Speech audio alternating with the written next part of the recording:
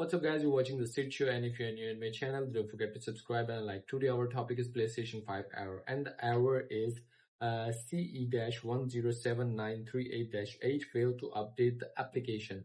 So I'm just going to share my screen on the left side, and here we are at the screen. That's you just simply check your application needs to update, then you just simply update and you get the error. What to do, just go to the settings here and check the storage first. Sometimes you don't have enough storage, so your update file is not going to download it or installing, so you must make a space and then go to the system software. Sometimes you system software are using older version and new update is not going to support your older version, so you need to up to date your system software and a console also.